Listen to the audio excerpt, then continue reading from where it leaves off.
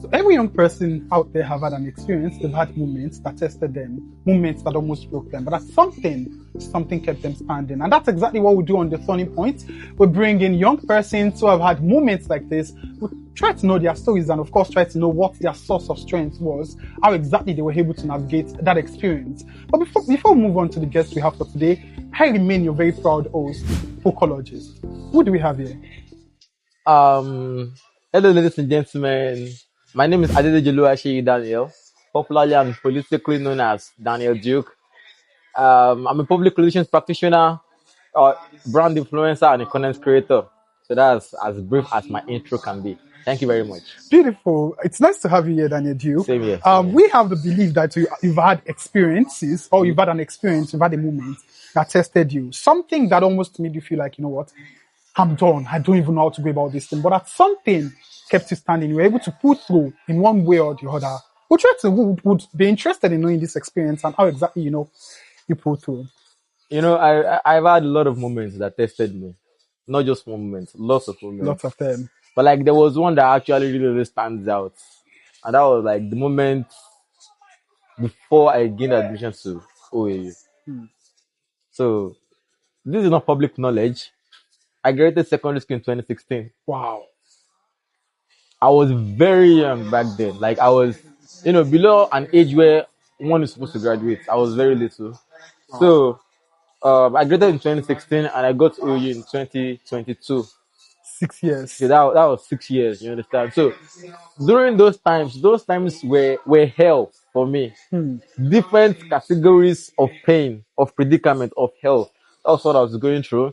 Okay, because I graduated way too early, I didn't have the brain of a graduate. So I failed WAEC woefully. I'm not talking of, partial failure. I'm talking of, thorough failure. You understand? My WAEC was nothing to write home about. I came from a family where we have high academic standards. My daddy reads a lot. In our house, oh come on, man. When it comes to academics, we are up there. So now, I'm the only son. You understand? So me being the only son, and I'm not being academically smart and all of that, it was making me look like the black sheep of the family. You understand? So there was no pride. Like my daddy wasn't showing any pride. He wasn't proud of me. My mom once said something. She said, "Are you a real woman?" Imagine I'm not supposed to be laughing. when your mom says something like that. It carries a lot of weight. You understand? That was because I was academically poor, and I won't particularly say it's my fault. I've always been a very brilliant student since I was a kid. So they always feel like every class I was then I'm better than everybody in the class. I'm head and shoulders above the rest. So they were like, always moving me. I skipped like 3 classes. Wow. You understand? So, but it eventually took a toll on me when I got to the WAEC level and all. So the fact that I was not blossoming academically, I was like a black sheep. You were not ready. Life was hell then. When you do anything within the youngs, then they always complain about everything, whether you do it good or not. Always referencing your failures every now and then. You hit too much. You sleep too much. You press your phone too much. I didn't even have a phone then. You use water in the bedroom, it is too much. You understand? So they were like, life was very uncomfortable. Wow. And I wasn't having any motivation myself and all. So there was a point where I was taken to, my mom was trying to like make something meaningful out of my life because it didn't seem like anything was working. I was academically poor. Wow. So if I cannot go academic, probably if I learn fashion design, something good can come out of my life. That wasn't the only problem. So I was taken to where I would learn fashion design. It was like I was exiled there. It was like an exile. This man that I was learning fashion design from is a thorough tyrant. Bro, it was a one-on-one experience of tyranny. You understand? I'm supposed to sit down and learn fashion design. Yeah. But rather, this man would boss me around. So this man would buzz me around, tell me to go and wash his clothes at home, wash his baby sheets, all of that. Bro, I went through shit, literally. You understand? I don't even know if curse words are allowed on this podcast. It's okay. So like it was hell, and it batters me, it bruises me every time I do You something still wrong. There was nothing like mercy. wow. You understand? It was painful, and whenever I go back home to report that this man is putting me through all of this, they always be like, You "You, were not it is doing part of learning." Now how the all the tell where they see fast now how they take learn and be that I go do all right. I realized nobody was coming to save me. Now there was only one escape. to run away. I couldn't run away. I have to eat. I have to survive. And my Okay. parents were still like, catering for all of this I mean, stuff. but you consider that spa? Yeah. Okay. But I knew there was no way there I'd Yeah. suffer. So I thought of, okay, what if I, write jump, take jumps through. Okay, I think I skipped the part where I wrote Neko. I passed Neko, but I failed Oh, WAEC. okay. Understand? Lucky So you. I feel like if I write jump and I score high, my parents will believe in me. I'm academically poor. That's what they believe. So if I do well in jump, that's something for me. And I eventually escaped to OAU, escaped from this man. That was the only Like way to you save show them that you myself. still have it. Exactly. So I was always whenever I come back from work, because I would resume work 7 a.m. and come back 9 p.m. More than 12 hours at work, exhausted, completely exhausted. And then I still like take 2 hours out every single day to make sure I read. Wow. Back then when I was reading, I wouldn't leave any stone unturned. I was reading everything readable. Wow. And the secondary school I went to wasn't so standard. It was like a science school. But because it wasn't that standard, I was like, there were like two art students there. The biology teacher was the one teaching me literature. Wow. The economics teacher was taking me government. Wow. Yeah, nobody was taking CRS. If you want to write jam, you have to combine it like Yeah. English, Yeah. CRS, literature, and Government. government. Yeah. You understand? It was only English that was taught in a standard way. So I didn't have concrete knowledge of all of these things coming from secondary school. So I had to like sit down and learn on my own. Wow. So I read a lot. I don't think I've read as much as I read then since I got to OAU. Wow. That's the fact. I read so much. I just felt like there was nothing else to read when it was time to write that jam. So when I wrote jam, I was sad when my score came out. I scored well. I scored well. I think I had no. That's the pain. I read to score like 300 plus or so, but I ended up scoring 262. It was painful for me. However, it did something. My parents were bamboozled. They were bewildered. So you have it in you. That's unbelievable. Still have a shout there. My dad was ruminating on it. This, I can't believe this. You could see the love coming back to his face. My son. The pride coming back. You understand? So it was like, it felt like he lost me. That jam brought me back. You understand? But the mission wasn't over. I haven't still escaped this man. And since I've already started learning fashion design, they are not ready to take me off until I get to school. Oh, he did its thing. They did not admit me that year. I did not fail pursuit TME. I did not fail any of my exams. I think I was only like a mark off, Cut off, and there was nothing they could do about it. I was not transferred. Nothing happened. I sat back at home. It was one of the worst pains I ever felt in my life because that was like another year in exile, another year in pains, and all of that. So it was painful. So it's really painful. So I just after then something happened. I was eventually taken away from there. Okay. But now, when I was taken away from there, I was happy. But I now had a new vision. I'm qualified to go to school. Let's get to the school. And mind you, all those times when I just graduated secondary school, it felt like nobody wanted to associate with me. All of my friends left. My sisters, they stopped showing care. My parents, nobody gave a damn about me. I was basically my own person. Just living life all on my own. So I just wanted to when I saw what my jam score did for me, I just wanted to mean something to a lot of people. I just wanted to be much more than that boy that was always on his own. Yeah. So that's one of my inspirations for once to get admission into OAU. It wasn't just about the academics. I have never been the academic guy, but I knew if I come to OAU, I should just space that is going to entertain me. And I'm a very social person myself. You understand? So that was just my mindset coming to OAU. So I wrote jam the first year. They did not admit me. They found I did not fail. I wrote jam the second year. I did not fail either, but my score wasn't as high as the first year, and I still didn't get admitted. So that was like the point. That was like my breaking point. I didn't think I could do it anymore.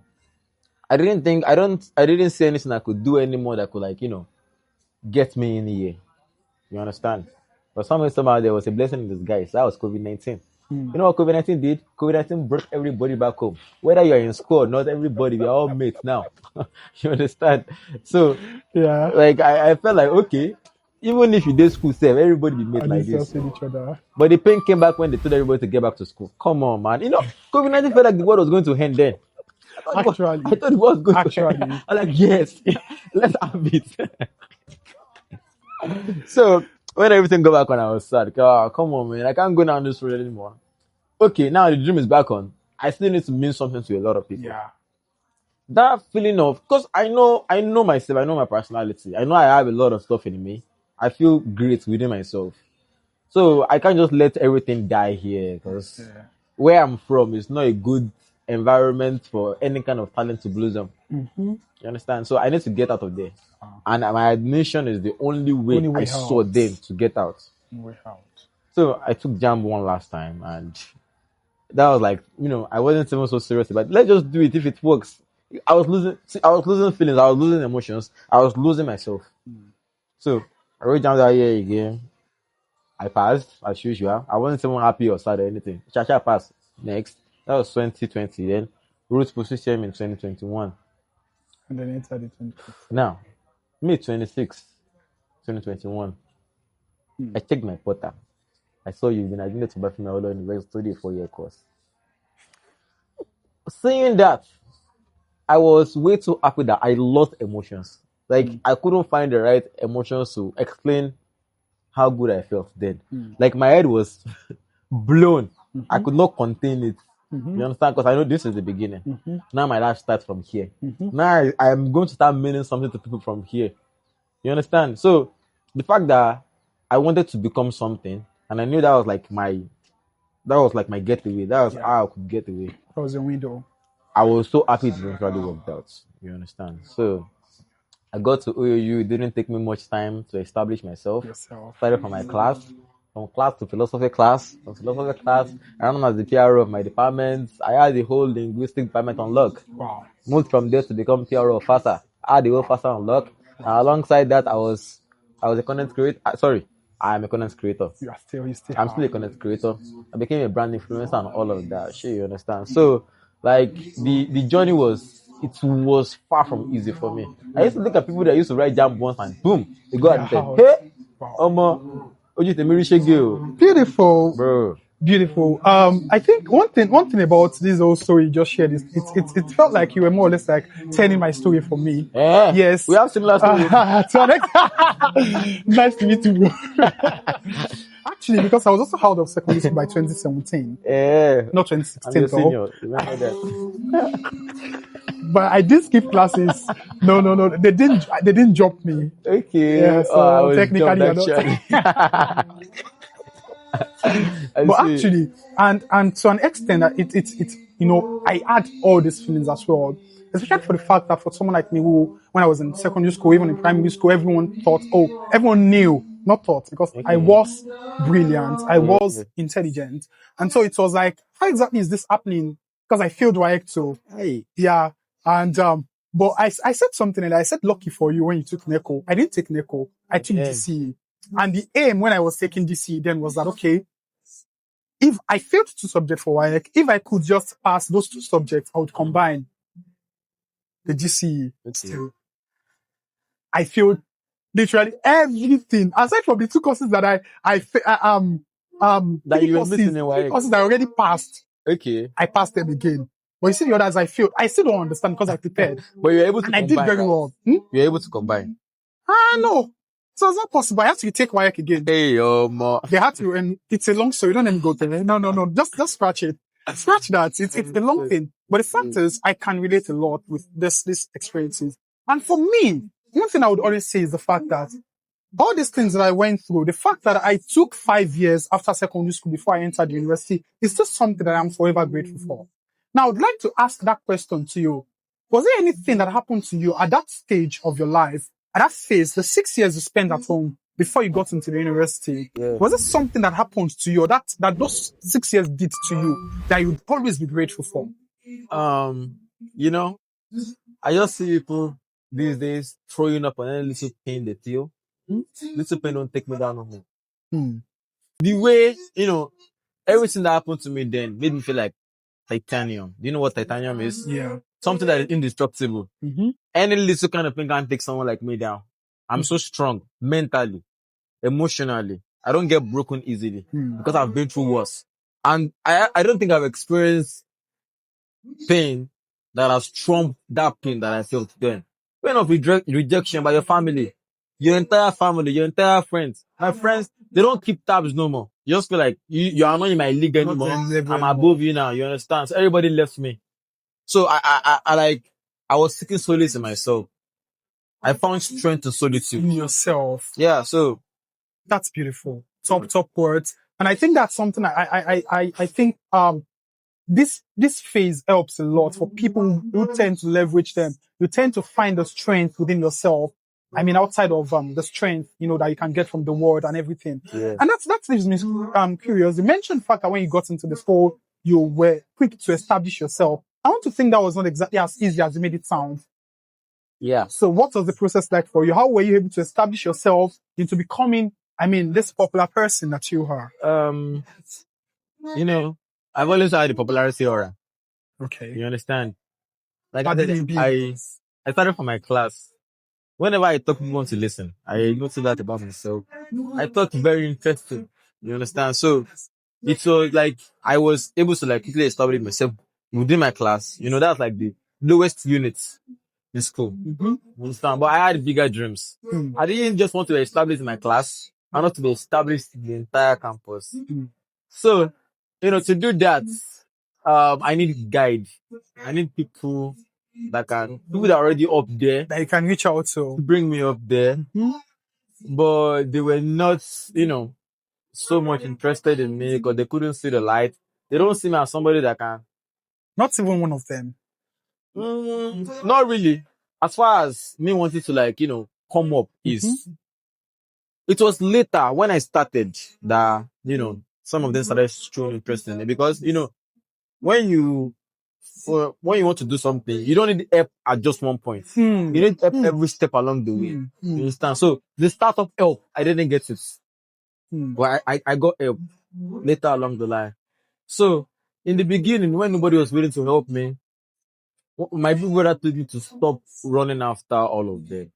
I can figure out my thing. What did I do that established me in my class? I can establish it on a bigger level. You understand? So I just made it a point of, if my classmates like me because I talk, I think I should talk to more people. You understand? So like I was basically, talking to people, everyone I see.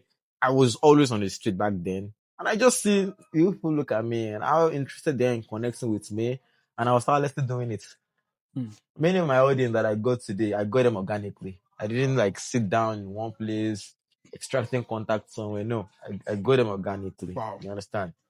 Even though later I got them through the internet, when you are already at a certain level. Yeah, it becomes And easier. people when people are interested in you, they want more people to be interested in you. You understand? So that was how the saga kept rolling. Wow. You understand? So, but then as far as content creation is concerned, I had struggles in both phases, being a PR personality and being a content creator. You understand? Like I said, none of them were willing to help until I started. I I started with a very a not so good name for myself back then. I have this voice. People say I sound like twice a lot. So I named myself twice as you then. That was the first big mistake. You understand? Because that limits me a lot. If you want to do content, you want to do comedy, and you are modeling yourself after Someone else. So they see you I as can a never be bigger copycat. than twice like that, and I would never be bigger than this OU. Twice of OU, you understand? So this was one of the things I need people for. I need all these OGs for, and they were not willing to help. But there was one person when I already started though that gave me some hints, and that was B. Praise. Bless his heart. B. Praise. B. Praise just he gave me. He was already in the business then. He just gave me some templates, and I was a very hungry person. I was hungry for fame. I was hungry to be out there, to be known, to be popular, and all. So I just worked on. I brushed up. you know, with what he told me and what I knew before. I brushed up and I applied everything he told me, and it worked perfectly for me. Wow. Even though I'm not saying they were not they weren't challenges along the line, but at least for that startup, I got better because I got help. Now imagine I had help from the beginning. Imagine I had it from the beginning. Then I would have probably, you know, skilled higher. Far. You understand? So that is why the way I am now, when anybody walks up to me and they say they want to like do what I do, I don't hold back. Because I just want, like, you know, everything that help me back, I don't want to hold them back. I give them everything I can. I tell them everything they need to hear. Because I want to see what I couldn't become. I want to see it in them. You understand? Now, I'm going to be taking it from there. Now, let's say that there are people who are watching you currently who are also trying to become who you are, or who are at least trying to follow your footsteps, probably who are trying to become PR, you know, specialists themselves, who are trying to establish themselves as content creator. Let's say they have the privilege, to listen to you currently, and you have 1 minute to give them an advice that could change their lives, that could change, you know, their trajectory. Can you just go ahead and just give them that 1 minute advice? First of all, work on yourself. There are so many avenues for you to learn. You don't need to, like, you know, go after anybody. You don't need to go after anybody. Watch how it is done online. There are hundreds of content creators out there today. You understand? So just watch how they do their thing. Mix it up with what you have within you. You won't get this right at the beginning.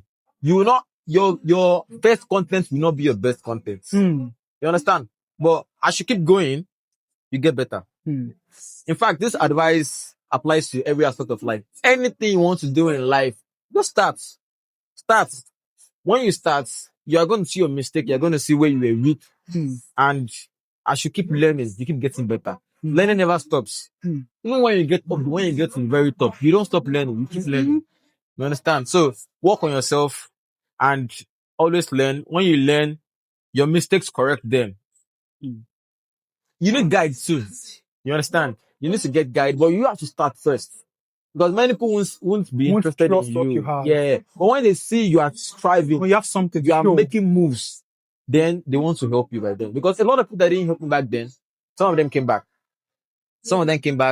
And when I was already something, they wanted to like invest in me and all of that. So I wouldn't particularly say I'm self-made, even though I started on my own with my knowledge and all. But along the line, I got a lot of it. So start first. You will not get perfect when you start. You will get perfect along the road. It will never be easy. Nothing good comes easy. Just keep going. You'll be fine. Top words from Daniel Duke. And one thing I would also love to add is the fact that you mentioned something about the fact that learning never ends, it never stops. Because the day you stop learning is the day you stop growing. And of course, the moment you stop learning, you stop trying to become whoever you want to be. Because I mean, there's no peak. Like I would always say, there's no peak of success. You don't get to a top and you say, "Oh, I'm there already." The moment you get to a top, it's the base to another top. Yeah. The top for someone is the baseline for another top. So you don't stop looking up. The moment you stop looking forward, you stop looking upwards, you start going downwards. And you can't stay on the line. No, you are going either up or you're coming down. You have to keep moving. Because there are so many other people who are also trying to go up, and of course, people are trying to come down. So you have to go somewhere. You can't stay on the spot. And that's exactly where we're going to end it for today, guys. Daniel Duke has a lot to say. We might have to bring him up some other time, we don't know. But until then, just hold on to what you need and leave the rest. Until the next time that we meet, Imole Atom.